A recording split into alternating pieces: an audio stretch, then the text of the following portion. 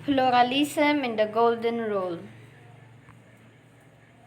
One approach to resolving the problem of diversity is to look for common ground among the world's cultural and religious tradition.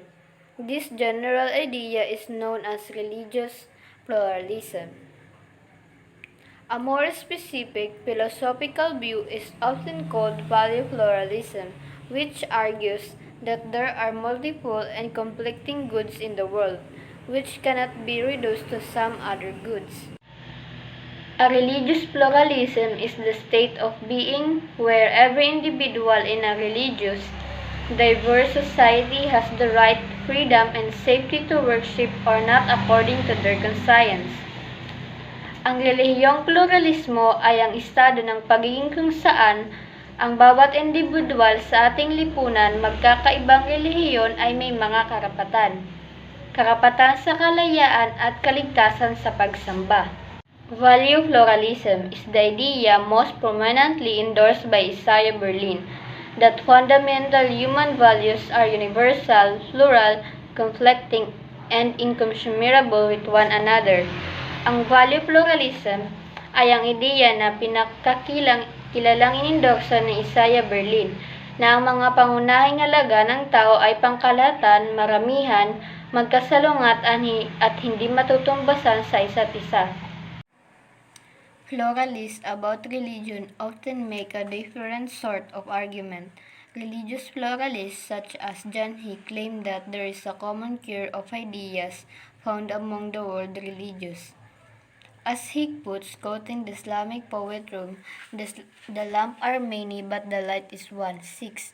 The usual candidate for this common core among religions is something like the Golden Rule.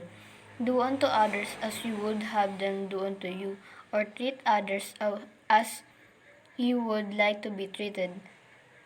Many people have claimed that each of the world's religious and cultural system includes something like the Golden Rule.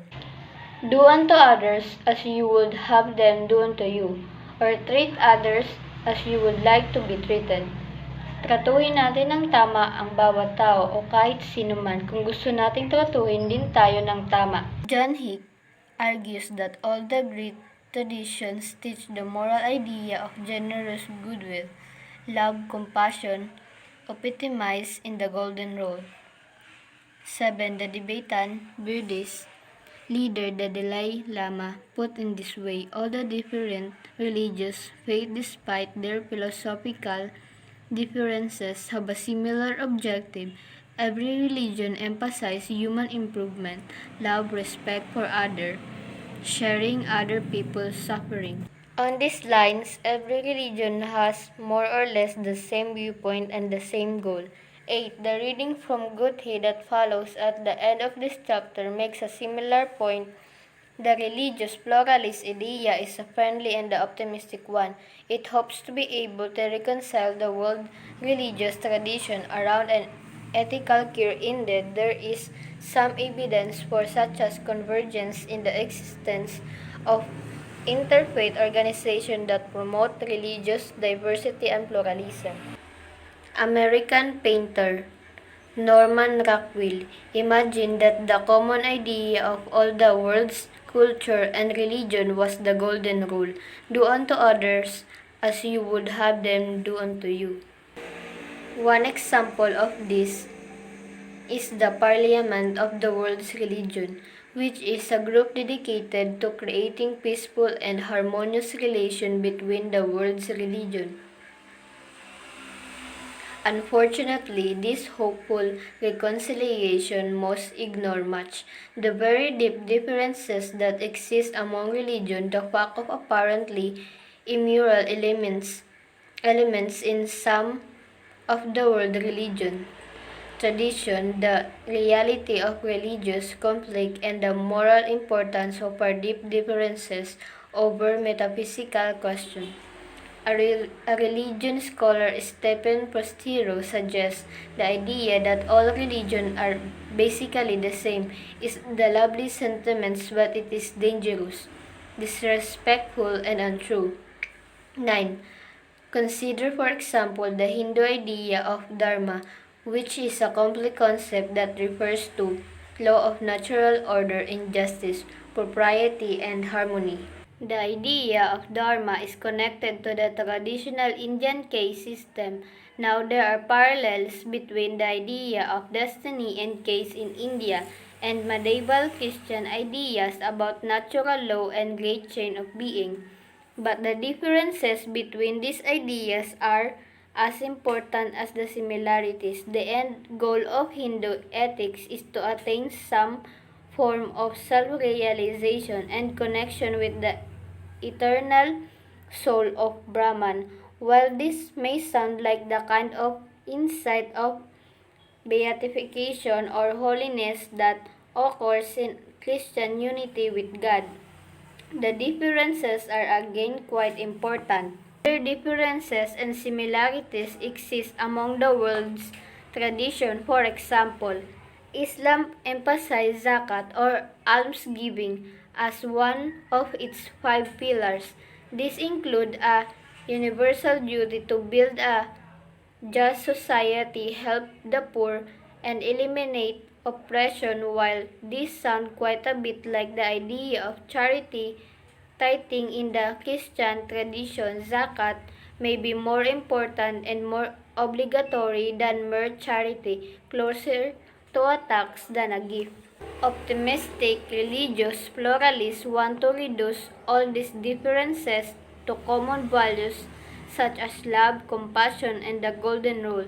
But it is easy to see that religious ethics is not simply but love and compassion. If all the world religious agree about compassion, love, and the golden rule, then how do we explain holy wars and religious violence? If all religions are basically variation on the theme of love and compassion, then how do we explain religious texts and ideas that are not very compassionate? Will the purely compassionate and loving God destroy the earth with a flood, threaten punishment in hell, or require gruesome tests of faith? Would compassionate and loving religious believer stone adulterer and homosexual and burn witches alive?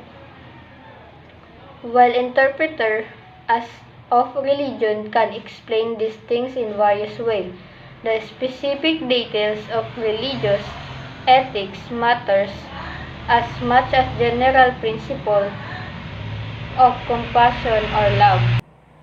The problem of evil and free will. Further ethical question arises in the context of thinking about religion ethics, the problem of evil. How do we explain the presence of suffering and evil in the world? Buddhists explain that life is characterized by suffering or dukkha. They explain that suffering comes from attachment to the fleeting goods of this world and from wrongful action. Christians also struggle with the problem of evil, but the Christians, the existence of evil creates a metaphysical problem. How can evil exist in a world that supposedly created by the benevolence of all-powerful God?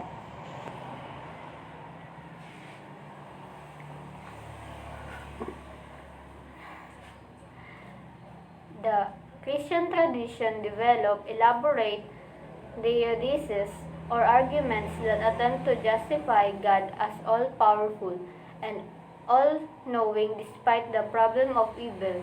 Important thinkers such as Augustine and Leibniz responded to this problem by focusing on sin and on freedom of the will. For Augustine, original sin is passed down from Adam to the rest of us. Leibniz clarifies that God provided us with free will so that we might choose between good and evil, and argues that the best of all possible world is one that contains both freedom and the related possibility of evil. Humanistic philosophers have subjected this sort of despite to skeptical criticism.